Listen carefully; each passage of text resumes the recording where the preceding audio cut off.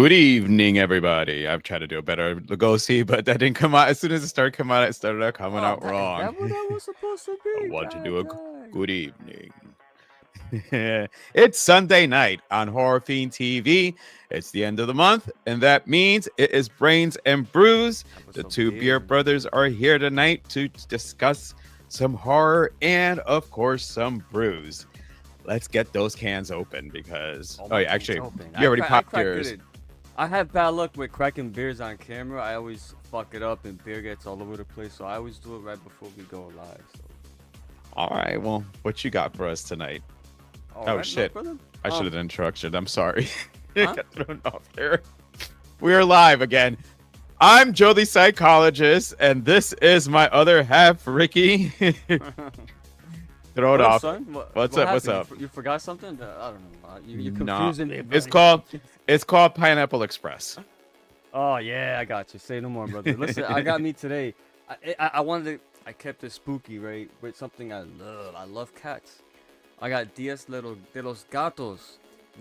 First of all, the can kicks ass, right? But you know what? Let's I got a little something here for you. So better visual. Here we go. So Dias de los Gatos, man. It's brewed in Connecticut, so this is local by Oh, Fat another one. Orange Cat Brewing Company. It's a New England hazy IPA, 6.5% ABV, so it's not too strong, but it's not, it's not like an all day type of deal. But I love the description because it says a bountiful perfume of citrus, light tropics, berries, and herbs. So, salud, brother. This is my first time having this one, Dias de los Gatos. Look at this artwork, man. It's awesome. Fat Orange Cat. Shout out to them. Let's see. Oh wow, I'm gonna like this. Oh yeah. You know what? Since we've been doing this show, this is the first time I took one sip in a long time and was like, yeah, this is gonna hit. Woof. Oh man, I like this. This is kind of my deal because it's cloudy, as you can see, and just when it's cloudy like this, that's a good sign. That's the kind of stuff I like. You're muted, brother. What are you trying to say? What are you trying to say? It's gonna fuck you up. Nah, it's a 6.5. Yeah, but cloud. I usually when it's cloudy, when I get cloudy, yeah, that's when I know what's about to happen. Really? Well, I Yeah. just think it has a really good, very hoppy for sure, and it's not like it don't taste bitter at all. It's got more of a sweet taste to it, but not overbearing. I don't like sweet drinks, man, not at all. But it's a good combination of the two. It's refreshing. That's the word that pops into my mind. As soon as I take that sip, man. But yeah, what you got, brother? What you got? All right, so me, I'm gonna pop mine open. Mine is, and I had to actually look it up to make sure I pronounce it right. And the best part is the website tells you how to pronounce it, and it's Da Shoots Fresh Squeeze IPA. It's from Bend, Oregon. It is a 6.4, so a little bit stronger than what I've been drinking. Because Yeah, remember, it's I've not been an all day. Yeah, you've been drinking no, all no, it's day. not been doing the all days. The flavor is supposed to be juicy, citrus, and lively. It's a I'm little on not the gonna clear, lie, which is man. Like when I good. was pulling up these images, I found the shoots here, and it said non-alcoholic beverage. I'm like, no, No, no, don't this is the fuck up with alcoholic me. one. No, no, But this is there, the yeah, there's alcoholic another one. one. There's another one. They Yeah, have but a non-alcoholic version. But it's premium Munich malt and it's hops. Munich. Is that German? Munich. Yeah. Oh, Hello. you got a German The beer. Oh, shoots the the shoots. Never mind. and the hops are from Nuggets, Mosaic, and Citra. He So said no. actually, I gotta look Salute, at. brother. It's Salute, a little brother. on the darker side That's than I was darker than thinking. mine. Yeah, that's Yeah. darker. That's Oh, gonna be more bitter. That's gonna be a more bitter IPA. I know my IPAs. What you got? No, actually, not too bad. It's not. Hold on, because I did brush my teeth, so Bro, there's a little you don't bitter on brush the your back teeth there. before you drink beer. A Man. little bitter on there. No, well, I mean, something else coated it before. A little smoke. Oh, Um, God. but yeah, a little bitter on the end, but it's the citrusy is not as strong as I was thinking it was going to be, which I guess it's a good thing. Sometimes I got to take a break from all the citrus, but I'm going to take a little sip. Salute. Ooh, he's taking another sip. Salute, brother. That shoots. So is it fresh squeeze? Do you feel the fresh squeeze? It's fresh. I mean, it literally tells you there it needs to be, I think it was like 4 weeks or 4 months I think it's somewhere on the box or something like that. It's like basically the shelf life on it.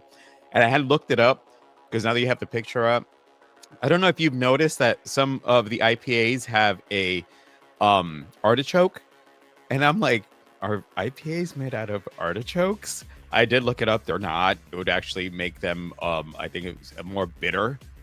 And like there was some yeah, but if you look now, notice you'll see in some boxes that there are versions, because this is not the only artichoke. That's why I questioned it, because it's probably like the 4th or 5th artichoke I've seen on a box. So then I'm like, what? I've like, is this something else new that I just didn't know about? And beers are made up, because I love artichoke, so I wouldn't be against that. Sorry, a little cough there. All right, so as you know, this is again. We'll see how the night goes along. We'll see how it goes. How we feel. See how. Well, and you know, it's already been asked before why my cup's never empty. So go ahead and do the comments while I top off my beer. That's usually what happens. I can't see shit. I'll try. Wait, why? Hello, my devilishly handsome beer brothers. What up, fourth corner? That's Lexi, of course. Hey, Lexi. And another member of the family. Hey guys, it's Adam. What's good, brother? How are you? Ooh, I like that. I like the sound of both drinks, guys. Well, I'm happy with mine. Hopefully, you know, it gives me a nice buzz. Dias de los Gatos and Pineapple Express. So, yeah, good combination. She knows what that is. Sorry, but to both. Oh, man. Yeah, he's not an ape. Even though he did drink my last two. Yeah, he says I don't like them, but he'll go ahead and drink your last two in the refrigerator. IPAs ain't for everybody. You got a real, like, I'm not saying alcoholics, but like people who enjoy beer tend to enjoy IPAs. Love that. I love the shared screen visuals. Thanks. Yeah. Thank you. Yeah, I was like, we talking about beers, man. I just have an actual like visual for the audience to see what the fuck we talking about. Plus, we get to show off the awesome artwork. When I first saw the box, I wasn't seeing hops. You were seeing something. What were you seeing? All right, I'm gonna take another sip so that way I don't like get all dry while I'm saying the movie. Yeah, you know what? Before we go, man, let's take another step. Ooh. Oh yeah. All right. So, generally, I am the schedule maker when it comes to our channel, and this would have been labeled a retro review. I'm gonna still throw it in there. It is technically a retro review. We're just a couple of months off. We are going to be discussing Land of the Dead. It was released in June, I think June 5th, 2005. I'm gonna cut you off, man. 1 second, brother. 1 second. You forgot something. What? We didn't get started yet, brother. It has been established persons who have recently died have been returning to life and committing acts of murder. From Harlem, the zombies are taking over. Widespread investigation of reports from funeral homes, morgues, and hospitals has concluded that the unburied dead are coming back to life and seeking human victims. No more room in hell. The dead walk here.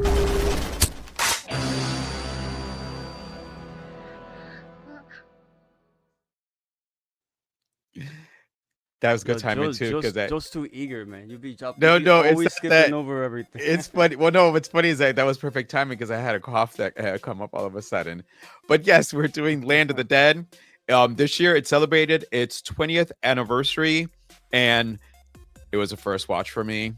I don't know how I never saw it, so I'll apologize in advance. Hopefully, I don't get. Surprised me a lot lately with these first watches. Man. I know it's weird. I've been thinking to be watching movies, and Joe's like, "Nah, it's a first watch." Well, I mean, listen, my horror card is pretty full, so I could take a couple little dings here and there when there's something I should have seen. But yes, it was written and directed by George Romero, and it stars Simon Baker as Riley Denbo, John Leguizamo as Cholo de Mora, Asia Argento as Slack. I can't do Italian. I know those are the accents where I'm like ready to best. Asia Argento as Slack, and the late great Dennis Hopper as Paul Kaufman. I think this was one of his last big roles, if I'm not mistaken. Was it? Yeah. It's funny. I seem to keep remembering him from Super Mario Brothers. Yeah, it's crazy you mentioned that because John Leguizamo was in that movie too. And he was in that movie too, which is kind of odd. I mean, if you would have had Bob Hoskins in here, I mean, Oh, I know. Wait a minute. You think of Dennis Hopper, the first thing you think about Super Mario Brothers? well, when like as far as the last ones that I remember, Yeah. is Super Mario Brothers. So there you go, because I didn't see this one, so it was probably after that one too, right? Or was it before? No, it's before. This come on, bro. That's a '90s movie, bro. Oh, see, well there you go. Well, and I mean, Maybe in isn't the this like, 80s, who knows? isn't I this don't one know. like, because you're the George Romero, like, isn't this like another one? Because I know, like, you actually never told me much about it. Yeah, So- this movie here, because to me it's crazy because I grew up a Romero fan. I'm too young to have seen the original trilogy in the theater, and once like this movie was talked about, because I was the one I always, when I would be bored, I would throw on Dawn of the Dead and just listen to the director commentary. You had like Romero, Savini, Rubinstein, they were all there just talking about the movie, and Romero always talked about, and this commentary was fairly new, and he always said, like, well, not always, in this particular commentary, he said that they're working on a fourth film, and this one's gonna be a real, doozy. I'm like, oh, please, I hope you're not just blowing smoke up my ass, because I would kill to watch a Romero movie like in the theater. And I remember I was working at GameStop, and I was working at a different location to help out the day this movie came out. So I worked in it during the day. I left work. I raced to the fucking theater to watch this movie. And it's interesting because a lot of people don't realize this movie came out at a weird time. It was 2005, right? Zombies, it still wasn't the phenomenon it is now. I personally still credit The Walking Dead for the big boom as far as zombies in pop culture a second time. Because what happened was, I think Zack Snyder's Dawn of the Dead had came out before this. And people were like, oh, this movie's, it's pretty good. I mean, the hardcore Romero fans are, oh no, keep that away. Zombies don't run. But something else very interesting happened right before this film was Shaun of the Dead. And Romero loved Shaun of the Dead so much that he actually put Simon Pegg and Edgar Wright in this movie. They're the two zombies that are chained up with their girls taking pictures. No, That's Simon Pegg that's awesome. and Edgar Wright. So he was like, guys, I want you to be in my movie. And they were like, say no more. Oh my God, Romero, you know what I'm saying? So that was great. And I remember my initial reaction when I saw this movie was disappointment, because, and that's on me. I'm thinking, oh man, it went from night, Dawn of the Dead, and Day of the Dead, and now we got Land of the Dead coming up. And I remember, I forgot that those movies were all, it was guerrilla filmmaking. It was Romero and his friends. They were all the same writers, producers, cinematographers, even the PAs. Everyone's the fucking same. And then when Land came out, it moved out of Pittsburgh. He was by himself. Nobody, I don't think, that collaborated on those movies were here. It was him and his new, like, because he moved to Canada. That's his new Canada-based team. And he wanted to film it in Pittsburgh. But because now he's got a big studio, I think it was Universal, they were behind him now with this, because they did Dawn of the Dead, Zack Snyder. So that, you know what, people love that. Let's bring Romero in. Let's give him his movie. But the problem with that is you bring too many, chefs in the kitchen now. Too many people got a hand to the script. It ain't just Romero writing a script and that's it. Now we have all these producers. So the first thing they said was, nah, we can't film it in Pittsburgh. We're gonna film it in Toronto, Ontario, Canada, because it's cheaper. I mean, if you're looking to not spend a lot of money on making a film, it makes sense. But they did the best they could, because the film, plot-wise, takes place in Pittsburgh. But they did their best to make it feel like it. And I think for the most part, they handled that pretty well. It never really took me out saying, oh, that's not Pittsburgh. But yeah, it was crazy this was not part of the boom. And I think this movie came a little bit before its time. If it would have waited a little bit more, I think it would have had an even bigger impact. Because watching it in hindsight now, all these years later, I think the movie is a lot better than when I first saw it. Because now I'm watching it with an open mind. I'm not comparing it to his older stuff, And I think now I'm at a point to really, dive deep into this film. And of course, with every Romero film, starting from Night, dawn of day. It's a sign of the times of what's happening then. This was maybe 4 or 5 years removed from 9/11, 4 years after 9/11. So you see a lot of like, especially with the dialogue, like Kaufman is based on Rush Limbaugh, you know. So obviously, you know. But yeah, I mean, man. I had obviously saw other people, but yeah. Yeah, but that's Dennis Hopper himself based him off that character. That's what he saw. So yeah. So the movie is pretty much what Day of the Dead should have been. Day of the Dead, when Romero did that film, it had a huge story. It was very ambitious because of the low budget. They couldn't do any of it. Fiddler's Green, for example, was really the focal point. Maybe not Fiddler's Green itself, but the concept of a Fiddler's Green was the big focal point of the original Day of the Dead. And the smart zombies, you know, zombies holding weapons, brandishing firearms, all that was in the original Day of the Dead script. They had to cancel, they had to, you know, shelve that, but Romero brought all those concepts back into Land of the Dead.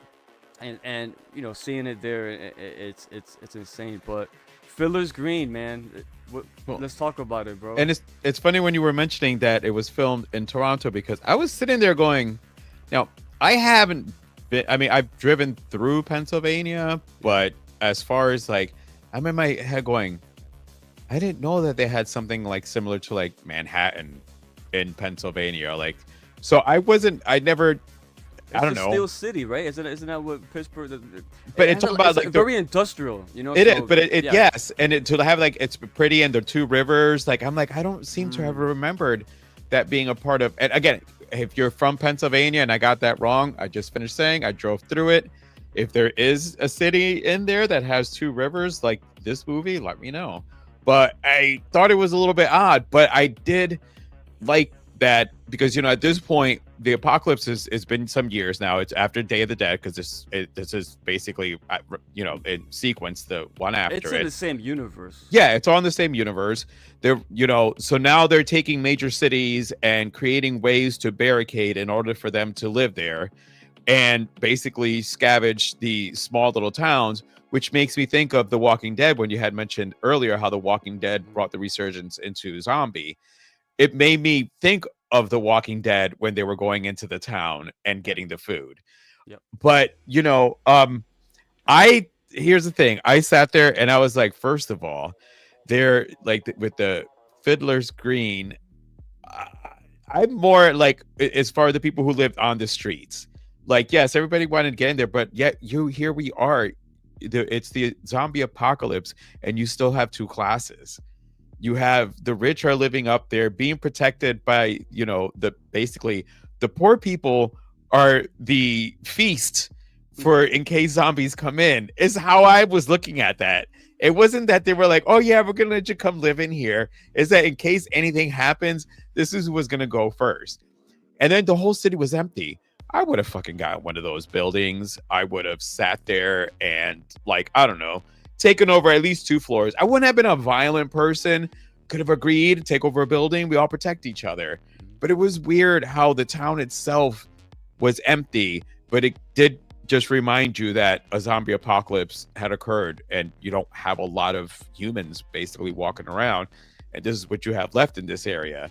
But the Fiddlers, like you said, it's walled in. It's surrounded by water, you know. Water, and then the one barricade that has the electrical fence. The electrical fence, you know, I mean, the throat is what they call it, yeah. And it's funny because the military base. Even back to those days, you know, like actually we're not in those days because you had lost all this, you know, all these things that we go just back to the regular, you know, electrical fence to stop the things. But I like for me, the Fiddler's Green, like the building itself, you know, like I wasn't as much, because again, this was a first watch. I was just more of the people living below and how the fact that, you know, you have Denbo and Cholo who are basically doing the work for Kaufman, you know, and the hopes of, you know, being able to get into Fiddler's Green. They didn't really, except for Kaufman, they didn't really introduce you to many characters in Fiddler's Green itself, the building, for you to kind of get attached to what was going on in there. It was more of what the, you know, Mulligan, I didn't put his name down, but if I remember it right, Mulligan. He's one of the outsiders, yeah. Yeah. It's interesting you say that because they were two characters with two different goals. Because Riley wanted to leave. He didn't want nothing to do with Fiddler's Green, and Cholo wanted to go into Fiddler's Green. So they both had the same job, but they had two different goals as far as what they wanted to accomplish. Riley had his car that was mysteriously stolen. You got fucked. Chihuahua. Chihuahua. I forgot the name of the actor. But Yeah, dude. I was like, I can't help if should have been offensive or if this is Yeah. fucking hilarious that Yeah. the drug lord, not drug lord, but the mafia guy, his name is Chihuahua, and he turns out to be a little person. He's a I little mean, person. I know, but it was just like when they were, I was expecting like it was gonna be just the name is facetious. You're gonna see this big guy, and then you see a little person, which is another thing. Like it will bring it up toward it. I didn't realize there was comedy in the movie. Adam says, "Oh, it's a Romero film. It's not. Trust me. I'll get into the script. I liked it. I wasn't sure going in based on the other one, but was much better. Good pyrotechnics. Now this is a film. Now Joe, you know me, man. This was the first Romero film that utilized like digital effects, bro. I know. Some of it does not age well. Even at the time, I was like, oh no, Romero. And again, it's not something I could guarantee you, it's not something he wanted, but he probably had a whole practical idea in mind to perform some of these zombies, and they were like, no, that's gonna cost us way too much money, and it's gonna cost us a lot of time. We can't do that. So you gotta CGI that shit up. That's what everyone's doing these days. So you see a lot of bad CGI, and I hate it. I can spot it a mile away, man. Debbie says, was good, familia? Rick, LOL, looking good. I know. Thank you for that. He did not tell me he was gonna dress. You know, It's good move Halloween. there. I'm not dressed up. I know, but good move. You didn't. You could have like you're like, hey, I'm gonna do something. You know what? I like that because I've done that to you guys. So bravo. P-Rock, Rick with the Khabib hat. Yep, that's it. It's hey man, it's Khabib, but it's also a little anime influence. I got this from Comic-Con maybe like 5 years ago, bro. I still have it. I said, fuck it, I'll toss it on. But yeah. Anyway, so let me ask you. So if you were in this situation though, who now would you agree more with Riley that you want to just get the fuck out and go to Canada? Joe, he wants to go to Canada. Would you want to be like Cholo and want to live with the rich folks, even though you know they don't like your kind? They're all racist up in that motherfucker. So because again, and not that I purposely went in. It's a Romero film, and Romero is one of the masters at putting like social commentary in there. He does it in a way that unless you're looking for it and because you watch Romero movies and you know what he's doing, there's a couple in here. But I think when Denbo put it best was you see that fencing as protecting you, I see it as a way of keeping me in. Yeah, good line. And when he said that, because that's why I said, like, for me, even though, because with you, when I had to schedule this, I didn't want to read too much on it, and I should have told you if you can kind of do it for me this time. Next time I'll let. I know next time I know it's going to be a first watch for me, I'll let you know. So I kind of was just trying to come up with ways to not screw anything up for me. So I saw the word Fiddler's Green a lot, and I was like, all right. But then for me, Fiddler's Green was more of the backdrop of the story that was going on, on the ground itself.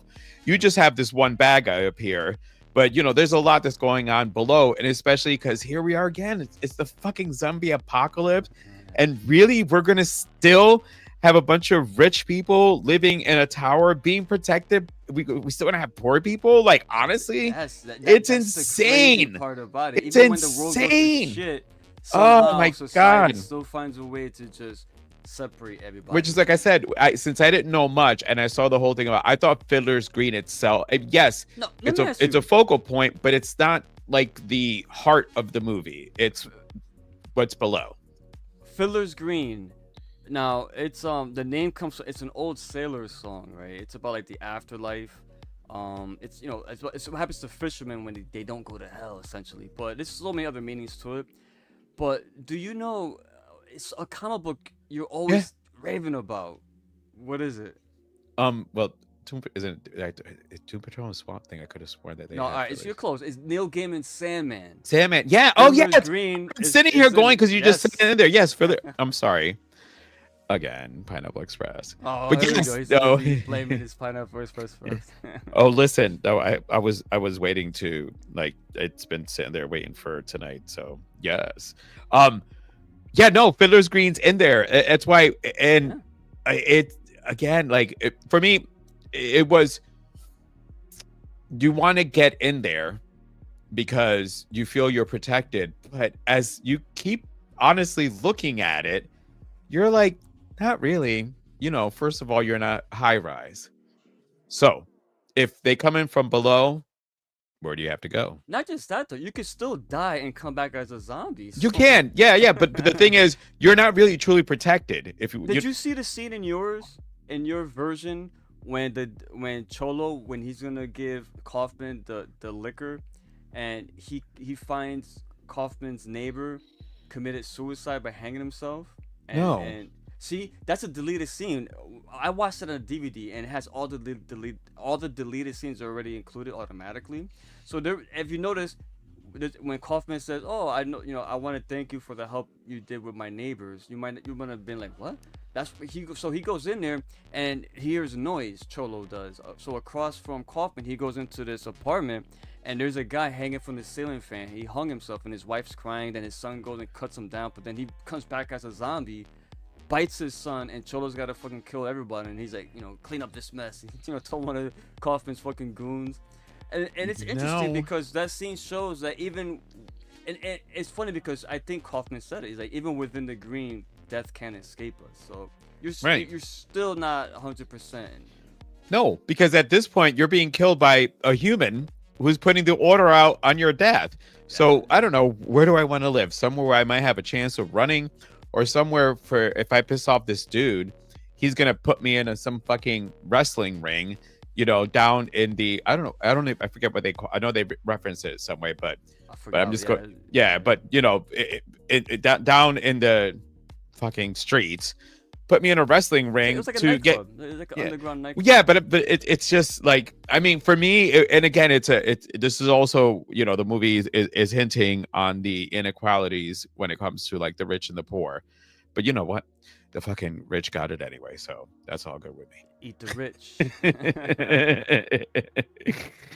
I mean, what, and like, because again, I don't like anything that I just said makes sense or anything. It's interesting talking to you about it because I've seen this movie so many fucking times, bro, and you just saw it. So seeing like hearing about this film from your perspective, watching it, and hindsight after watching so many that came after. Like it really is interesting. This movie I loved. Even before it came out, I went through so many different names. I was following this movie like crazy through all the Fangoria magazines and all that shit. It was called Dead Reckoning. That was one of the original titles, and of course, as you know, vehicle. Dead Reckoning is the name of the vehicle. God dang it! Oh my God, is that? Hopefully, the grabber's not calling you. Make sure to check out that episode. Oh, he's really taking a call. Well, he left me alone on this, so this is a little bit of a surprise. All right, since he's gone, I'll go ahead and get started. So in this movie, there is this obviously another character which made me think of Bob. He's gonna kill me when we come back from Dawn of the Dead. Not Dawn. Damn Set it. up the comments, Joe, while I'm gone. Yeah, do that. Oh, there you go. Joe's all over the place today, bro. You threw me off when you disappeared like that. I'm like, what just happened? Had to get the phone, brother. Now I gotta all right. watch the film. Ooh, Lexi's another. Oh, okay, good. You might like Alexi. Love Brains and Brews. We love it. So Salud. get to drink beer and talk about zombie films. My favorite type of film. P-Rock, I'm definitely down for the wrestling ring. I can pull off my ultimate fall. That's a little inside joke. We used to me and P-Rock did backyard wrestling back in the day, and the ultimate fall was his finishing move. He started that when we wrestled in the house. We used to wrestle in the house all the time as kids. It's the grabber. Oh wait, the grabber because the fucking phone rang. I get it. Yes. I'm a little Oh. slow. No, not as bad as Joe is today. Joe's man. But Joe, all right. I'm the one that said it was the grabber. Back on topic though. Back on topic for a second. Another thing that Romero really was playing with back during Day of the Dead. the Ben-Hur of zombie movies, which what Day of the Dead was called in its original form because it was so big, was the thought of an intelligent zombie. We got that with Bub. Bub, thank you. I said Bud, and I'm like, it's not Bud. Yeah, we Bub. got it with Bub, but here it kind of went extra. It went more of the extra mile. Now this is where it's make or break for a lot of people because yeah, good. Oh no, go ahead. Say where you finish your thought there. So yeah, this is where it could get a little weird because Bub, yes, he showed a lot of human traits at times. He even started speaking a little bit, and he showed compassion and rage and everything, But Big Daddy actually communicates. This motherfucker was a gas station clerk, played by Eugene Clark, big ass motherfucker. He was like 6'3", but he was wearing lifts. Holy shit! The character was more like 6'6" in the film, and yeah, he was just the blue collar character, and of course, obviously. And what happens is Riley and Cholo, when they're out on a scavenger hunt, they start mowing down, especially Cholo's guy. They start mowing down all the zombies for no reason whatsoever. They're just chilling from his town. Really, in a way, yeah, they were trying to clear the town, which is understandable. But Big Daddy didn't see it that way. Big Daddy saw it as these motherfuckers are killing my neighbors, And one thing I loved about this movie, I've always loved, even to this day, I love the opening, man.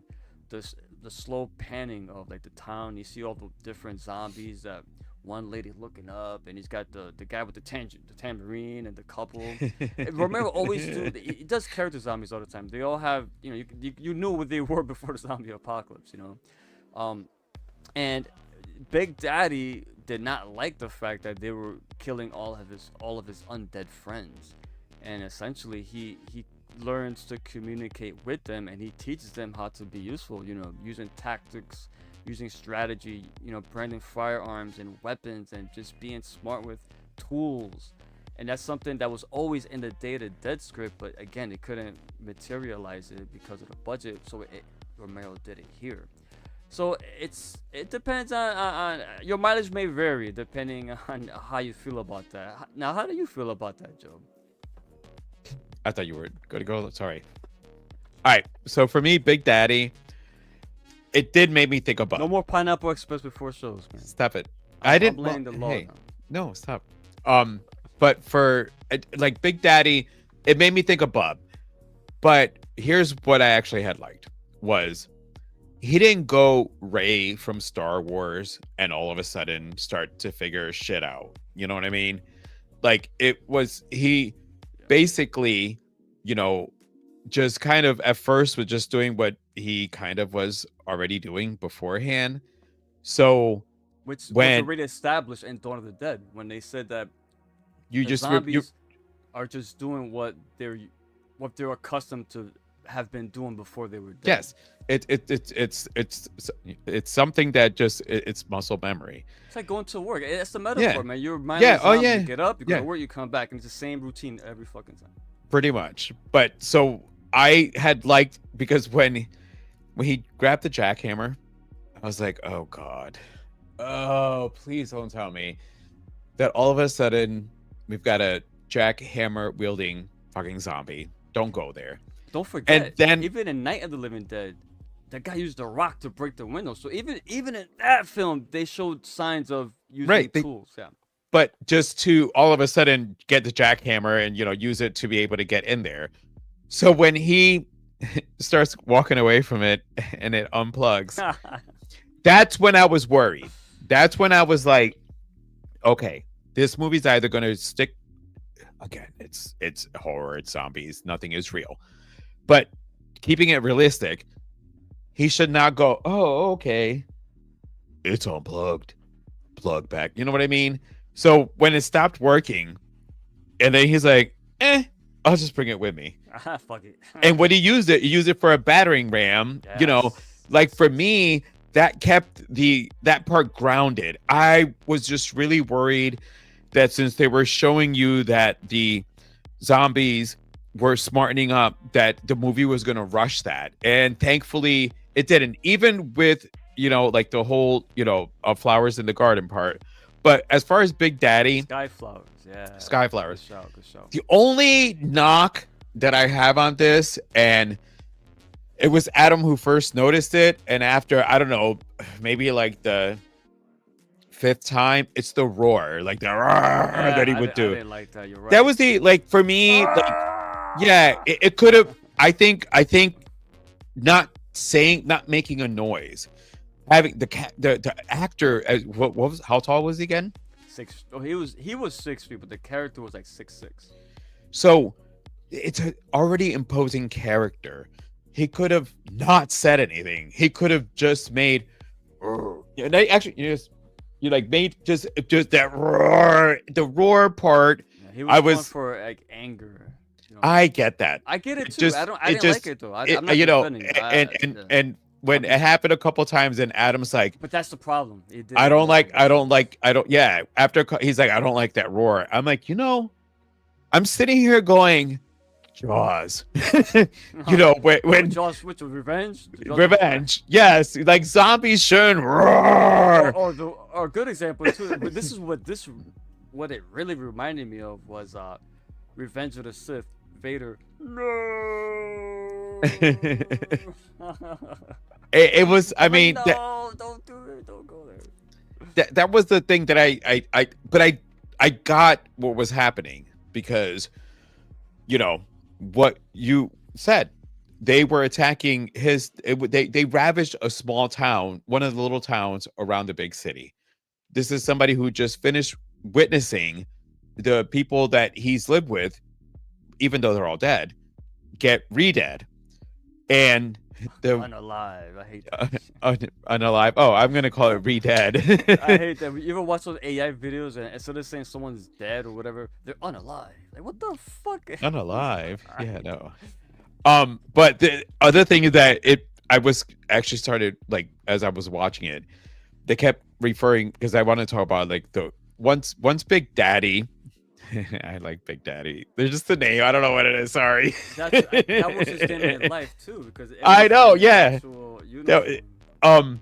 But once he gets the town folk to come with him, I in this is one of the ones that I will say in a bit that I actually really enjoyed the zombies, and they were called stenchers, which was throwing me off because the only time that you saw the word zombie or you heard the word zombie, never heard it. It was always stenchers or stenchers. Stenches, but they actually used the word zombie in this movie. What you said when Nick Frost and Simon Pegg were there for the take a picture with the zombie. Not just that too. There's the scene with the guy with the puppeteer. Take that from the zombie. By the way, that was Romero's voice. By the way, I missed that one because I caught that, but I hate that, like, oh come on, not the Z word, no. And I'm glad they didn't. But then like the stenchers, and then I'm like, you know what? You know what else they called them in this movie? What? I'm surprised you didn't catch this. This does not predate the comic book, but it does predate the show. They called them walkers. Oh, hey, of course I missed it. Remember the first time I could only pay attention so much. I paid attention, but I can't catch everything. I'm like, oh, so they actually used the term walkers before the walk. I mean, they used it in the book too, but in the book it was never fixed on that only. They called them roamers. They called them all types of things, not just walkers. Unless I watched something else, because I've been watching a whole lot of shit. Check the credits again, because I could have sworn I saw Robert Kirkman's name coming through. Kirkman? Robert? Yeah, that's probably KMB, but I don't think. No. I like honestly, like I could almost. I don't. Maybe. I'll bet you. The book was already up. I just got nothing. I'll bet you $1. I'll bet you $1. I'll bet you $1. I'll bet you $2. I'll do $2. By the way, this has the obligatory Greg Nicotero cameo as a zombie. He's gotten killed as a zombie in everything from Nicotero. Oh, I mean, good zombie. I was more in when, oh god damn it, fucking brain fart just happened again. Our guy, the makeup guy, Tom Savini. Tom Savini, when he popped, I'm like, dude, Savini just popped in, and I told Adam that he was his character from Dawn of the Dead. Oh, is that what he was? Yes. Oh, he had the same outfit, his name was Blades. He had the same blade, the same knife. he died in that movie, and this was Romero saying, you know what, he died. I'm gonna bring that character back as a zombie. Oh shit! Well, thank you for pointing that out because when Dude, when but I saw him, this. One thing I do remember when I saw it in the theater. Again, this is before like everything was spoiled on the internet.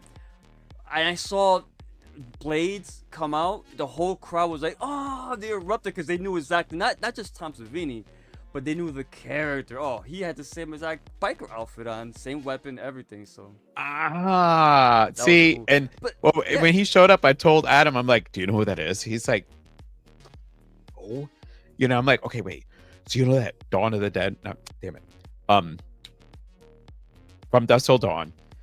You know the guy with the dick gun? He goes, yeah, that's him. So he does all of the I love how prosthetics Adam only and knows him from being Love Machine.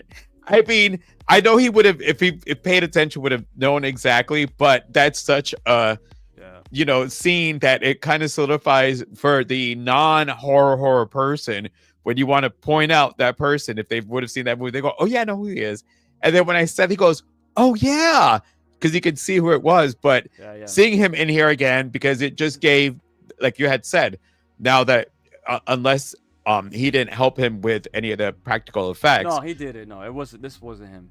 So that's why, like, I thought that that basically Romero still had some of his people helping him on and it was great to see him in here. I mean, even if it was like a little short, but I do have to say that the stenchers in here, what I noticed is basically, and you already have mentioned though, everybody is repeating what they do every day. The butcher. So this is the butcher. You had your cheerleader. You had everybody. The woman that was walking with her briefcase. We gotta talk about number 9. Come on, I know you know the sexiest zombie ever on fucking film, bro. Number 9. The baseball player with the baseball bat, the blonde. Come on, she was hot. I mean, her face was jacked up. Yeah, that's what they had. Number 9, they had the butcher, they had Blades, they had the tambourine guy, they had a couple. Oh, to the Big fucking Daddy. band. The band I had because that's when I realized when you because you saw the one guy. They're playing the gong. Is that what they were doing? In the beginning, they're playing the gong, yeah. And I sat there when you saw the one guy, he couldn't get his trumpet through, but the rest were playing. You had the tambourine, but the tambourine guy later on, he grabs the wrench and he's got the tambourine and he's like, I got a wrench. I actually learning, because the slow learning process, it wasn't. I actually, I thoroughly enjoyed the way the evolution of the zombie, and it wasn't an evolution. It's that the muscle memory had kicked in. All of them are just doing what they had already been doing this whole entire time, which is why Big Daddy, when the guy stepped over the little tube that they used to ring the bell, he came out and he reached for the gas. My man had the gas pump. He turned around. He's like, "Where's the? How I heard it. How cool is it that when he realized that wait, we can't drown? Why are we being kept out? Question for you: was there a movie that? Because here's the thing: I thought that either I had seen it and I don't remember the movie it was, or this was going to be the movie, because the one thing I knew about this movie was that the zombies figured out they can go in water. So I was waiting for the scene of them all walking in the water, on the bottom. Is there a zombie movie with the zombies walking on the bottom? Or did I imagine? Is that a Mandela effect that I have going? Probably. Are you thinking about zombie? I don't know. So so then maybe that's. Aftershocks? I think I don't know. I don't. Well, this was based off of geez, what's the name of that fucking movie? Carnival of Souls, I believe it was, when they had the entities coming out of the water. That's where Romero got the idea from. Is that because like I said, I thought this was it. So when he jumps in, I'm sitting there going, oh shit, I think I'm about to see the scene where the zombies are at the bottom of. Well, no, I haven't seen it yet. The thing is, I thought I read about it. And you see all the fog in the distance. Oh man, that was a great scene. Hold on, we got. Oh, here you go. Jo, what up, son? Was he intelligent or just remembering his life before death? Well, he's intelligent for a zombie. Not that he's smarter than the humans, but I would say yeah, because not only remembering, but again, he knew about the water. He knew like not to look at the sky flowers, not to get distracted. I mean, that's pretty smart for a zombie. Well, I think because they saw it. I think what happened was they kept seeing it plenty of times that it started realizing this is something to. By the way, when they shot it up, and all of a sudden they're like all the zombies were like, really? Y'all gonna try this on us right now? See, I didn't like that though. I did because it was choreographed. They all looked at the same time. Well, I mean, I know, but I gotta be fair because Zack Snyder's film did something similar to that, and I gave it shit, and I gotta give this shit too. I hate that, but I mean, it was cool visual, but it just doesn't work for me, brother. The fact they kept triggering the sound of their customer arriving, yeah, the ding, ding. And so he's like, and that's what I loved. He's like, "Where's the car?" Yeah, where's the? I just heard it. Full circle because he shoved the gas at the Kaufman's car. Mm-hmm. By the way, let me get to this comment real quick. Yeah, I couldn't stand the Gra. I agree. That wasn't in Game of Thrones. The walking underwater. I remember seeing it too. Possibly. I don't. Game of Thrones, man. I seen. That's not a show where I watch repeatedly over and over. So if you might be right. I forgot. Like I said, I thought because I had somehow remembered seeing a clip or reading something about zombies walking underwater, and when this an old Italian film. Where's the raid? The raid would know. That's true. We'll figure it out. I could have sworn. And you because I mean, you and I are both shamblers, so at least they're not running in here. Like, what'd you think of the stenchers? I overall, again, aside from when they were like too choreographed, I think the makeup were good. They were memorable. Like they were, not too many guys wearing a Halloween mask in the background. None of that bullshit, So thank goodness for that. But I just think near the end though, like the budget obviously does not warrant gore the way Romero's used to doing it, so he had to find clever ways around it. So I did like how the zombies killed people, like when they took that one guy's hand. All it was the shadow, and they ripped it. Oh half, yeah. And it transitions into the next scene. Or when they grabbed that one, there was this one character playing like cards or something. And it's funny because if you look at his jacket, right, he's a soldier. You won't pick this up, but the name was Rickles. Rickles was one of the characters from Day of the Dead. So a little homage to Rickles, the actor had passed away too shortly after that in a car accident. But I love when they grabbed that guy and you saw it through the shadow when they ripped his head off, like Sub-Zero style. His spine still intact and stuff. Yeah, so that was. I've always said if you can't show gore, do it in clever ways. Like one thing I would say about Megan 2.0, very weird transition by the way, but that movie's PG-13. But when people were killed, it did it in a way where it was stylized. So this did it in a sense too. And I forgot how disgusting this movie was. Like that one scene where they got the flashlights and they're looking around into that little bunker, and they see that one zombie with his fucking entire hand on the guy's throat, and he pulls out his insides right from his fucking gullet. I was gonna say there was gore in here because there was one point Adam like here's the thing, I know when it's too much, but all of a sudden he goes, and I'm like, oh. All right. That's what I mean. And I'm sitting there going, shot in a way where it's not, like the scene with the guy that pulls the grenade out and the butcher zombie cuts the guy's arm off. His arm falls with the grenade and his body falls on top of it. He blows up. Like, that was cool. It was, but then when you saw him fly off, the way they get the CGI, the gore in here isn't the old school gore we were used to. You can tell that there. Yeah, I mean, they still use some of it, but there was CGI was still implemented in there to make it look even more.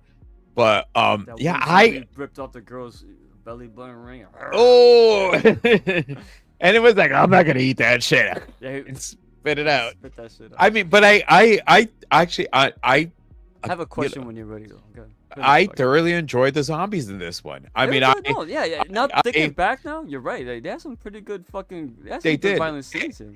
And again, the actors all who played the memorable, the butcher, the pom pom girl, the cheerleader. By the way, the butcher That's Boyd Banks. He was in Dawn of the Dead, the Zack Snyder film, by the way.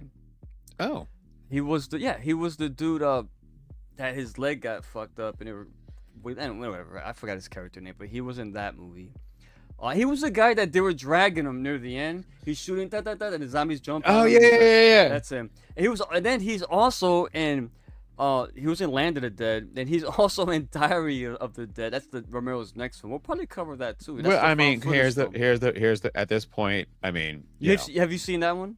that one I saw. Okay. That one I did see. So I yeah, only saw it once, but Romero continues the tradition of using a lot of the same people in his daughter's in this movie too. Tina Romero, which is interesting because she has a new movie coming out called Queens of the Dead. Queen of the Dead, yes. It's about Queens of right? the Dead. What is Yes. it? It's the queer boy, right? Yeah. Yeah. I want to see it. I've been hearing a lot of good, like actually pretty good things about it. I gotta see it because it is Romero, and it's she's doing something that it's her own, stepping away from her dad's shadow. So that's pretty cool. Well, before we rate our beer, just because you are the Romero person, I just want to make sure that I did not leave out any of your. Let me check my notes, make sure. I know. I'm saying check your notes because I want to make sure that. Kaufman. I gotta talk about Kaufman. God dang, I love Kaufman.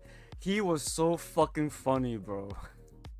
Wait, what was that line? Some dude, he said something like, something about when the world has gone to shit, the word death loses much of its meaning. He wants money. And the guy's like, pay him.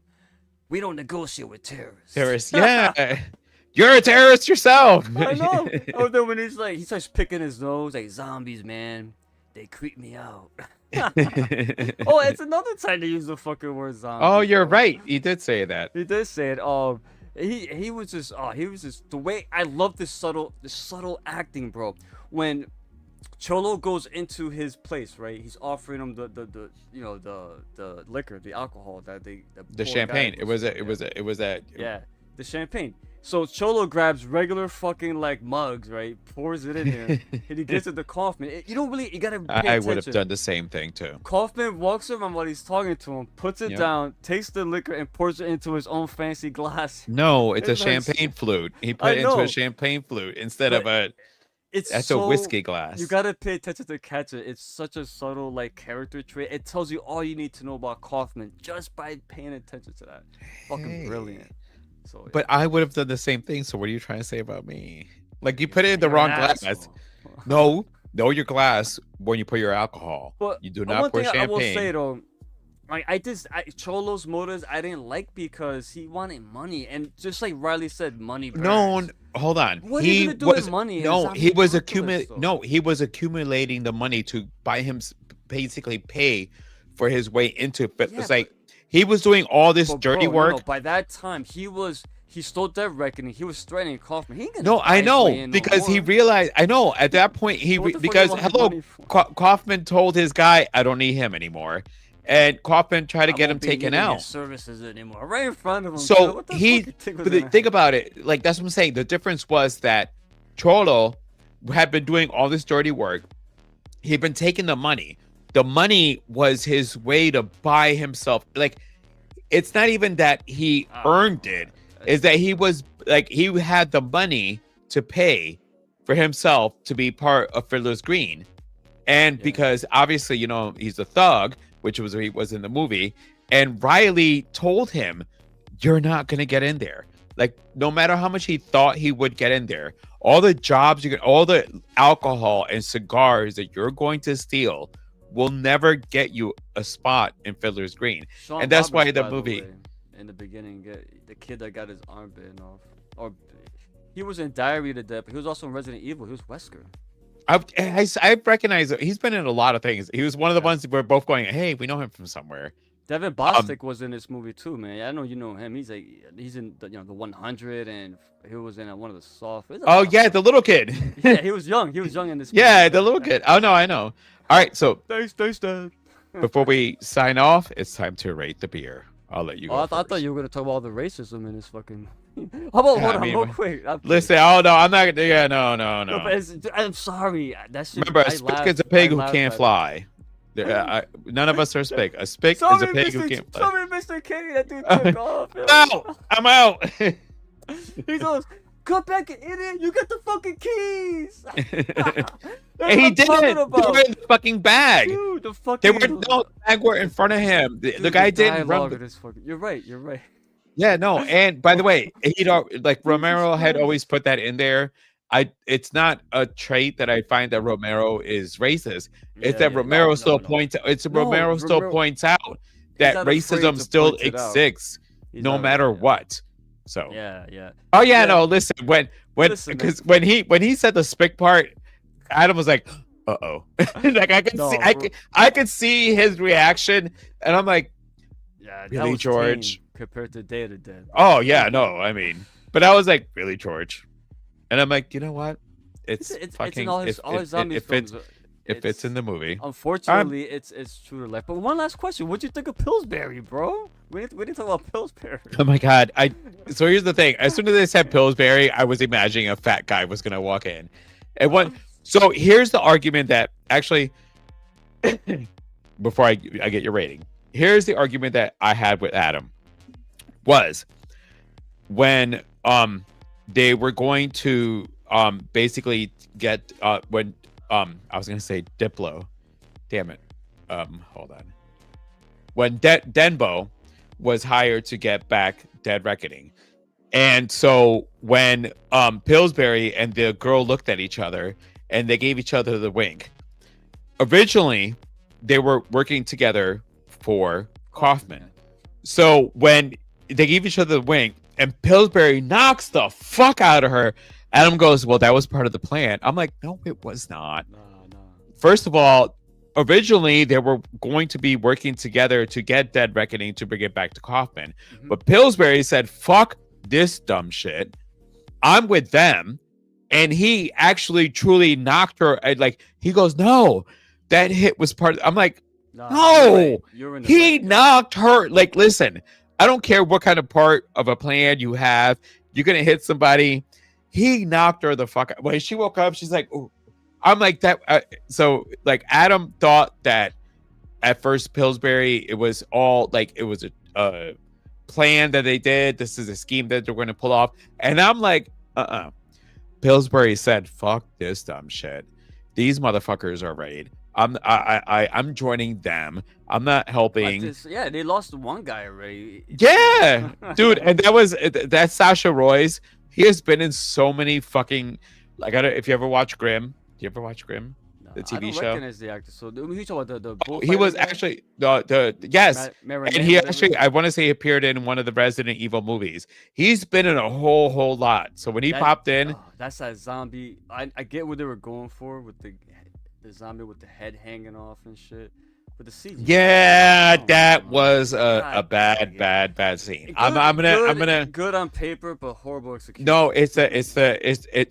It actually could have almost still been done. Oh, another Practical. question though. It's so much to talk about this movie. What'd you think about Charlie, man? I love Charlie. Hey, which one was Charlie? Come on, that's Riley's boy, man. The guy with the burnt face. Oh, and I can't. The actor, I've seen him before. I Yeah, love that's, Charlie. Joy. Robert Joy. Yeah, he was in a Dark Half. Yeah. Well, he did and- a lot of stuff. And like, see, it's funny because when he kept licking it, I thought that he was licking it so that you don't get the reflection of the Oh, light, the and I can, rifle, yeah, with the M1 carbine. and he would keep licking it. I thought it was because if he licked it, it's kind of to help, like, not shine on the metal. Then I'm like, well, no, but spit is shiny itself too. I think that is When what he it's explained for, though, isn't it? Isn't it to I think- cut the glare or something? Yeah, that's what he said. Yeah. Yeah, it cuts the glare. I love the character. I loved Yeah, it. he's I so loved good. because it was it showed the relationship between him and Riley. Riley, yeah. They helped each other out, and it was his way of paying him back for getting him out of the fire that basically disfigured him. Yeah. And he felt this. He reminded me of a fucking vigilante. Oh, oh. A vigilante? That's my- No, Vigilante from Peacemaker. Oh, why him? No, Because he's way more that's likable. well, no, but no, meaning that's my best friend. I'm gonna like Oh, you know. yeah. I mean, He'll throw for some in like front of a bus for him. Yeah. yes, like that, like it was like like Riley was Peacemaker, and Charlie was Vigilante, because Vigilante, he's better with the guns at it. But that's what it made me think of when I was watching it. Probably also because I had also watched Vigilante. I mean, He- Peacemaker. Robert After Joy this. was also in Aja's Pose of Eyes, the remake. He was one of the mutants in that. Last thing I will say though, like one thing I was disappointed in was Aja Argento's character. I think it's crazy to think, right? Her name is Slack. Not one time in this movie has she said her name. She never told anyone. I only looked that Never. up, so that's how I know. Never. No, you wouldn't know unless you look at IMDb. Her name was never mentioned once. I don't think. No. She never said, "Oh, I'm Slack" or nothing. Like, wait, how do you communicate?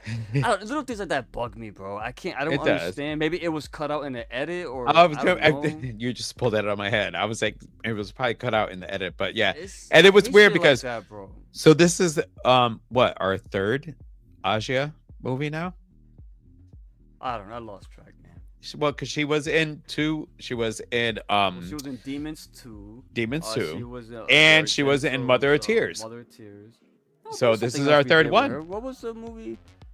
Oh, maybe you're right. It's the third one. So we've now got Aja in the zombies.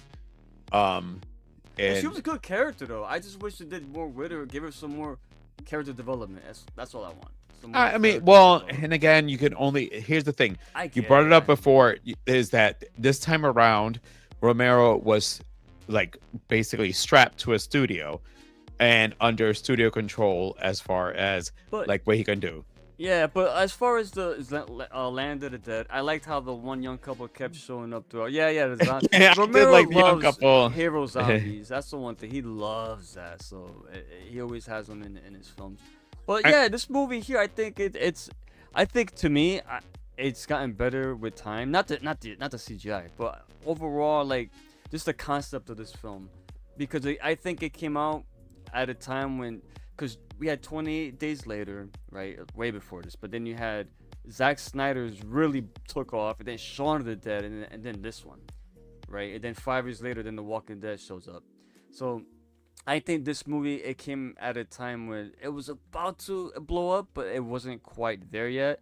And I think the hardcore Romero fans, like myself, were left disappointed because it didn't feel like a traditional Romero film. Even the editing, like Romero, with the exception of Day to Day, during that time, he edited all his own stuff. I could look at any movie and tell you if he edited it or not. He's got a distinct style. And it's the guerrilla filmmaking aspect was gone, and it just felt too polished. It felt too polished, and yeah, it's just a lot of restraints, you can tell. But other than that, I think this movie is not as bad as I first thought. It's very enjoyable. It's good, and the fact that this is your first watch. Wait, when I texted you, it. and I said I really liked it, what Yeah, did you think? I was surprised, to be honest with you. I thought you weren't gonna like it. I was good. It's funny because when I got your response, I'm like, it's weird. Because like it's hard to read interpretation of messages. I like but then to save it for here. I know, but I was like, okay, but no, I like it, again as a first watch. As somebody who has worked a 9 to 5 job, even though my now 9 to 5 is overnight, a 9 to 5 job is the repetition, action. It's doing your same thing over and over. And once again, Romero just pointed out how most of us live on this day-to-day action, but we still have to give our scores before we say goodbye. What's your score on your beer? All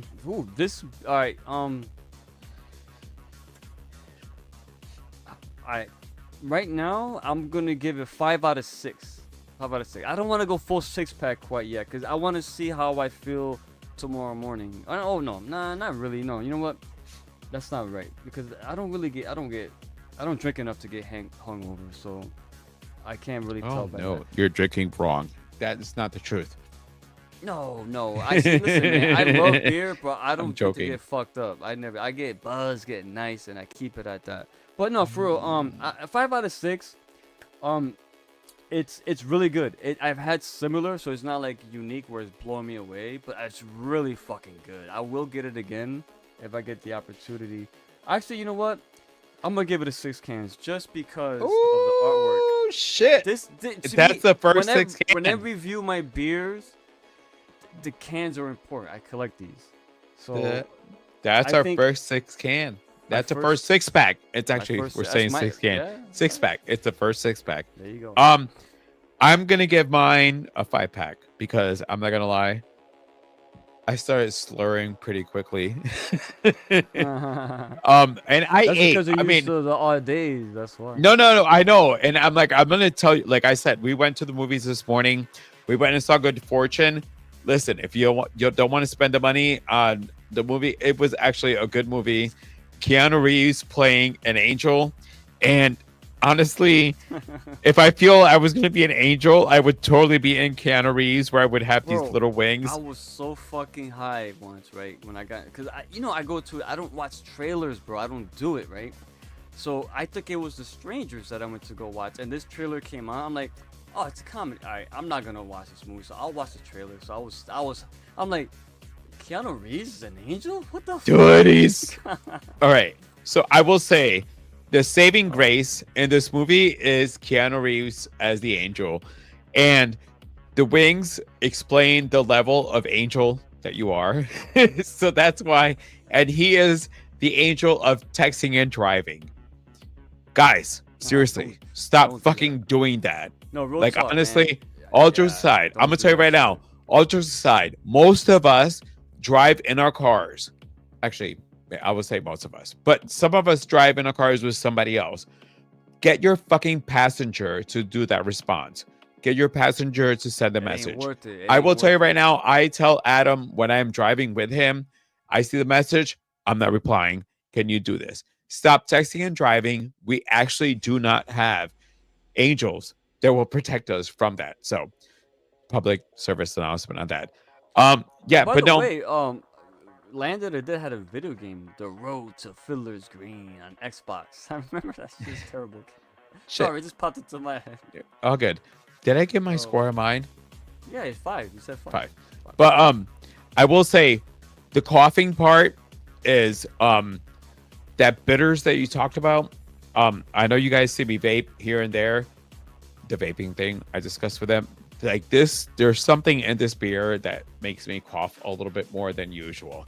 So I don't know what that is, but it's still a pretty damn good beer. So with that, before we sign out,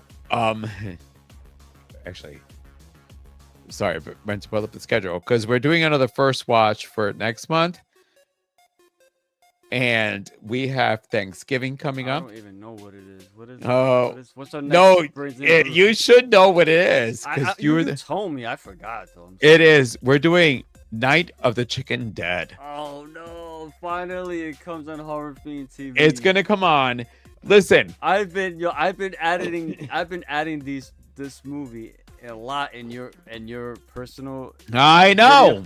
When I have people going, "What the hell is that?" and I go, "What is that?" and I look it up.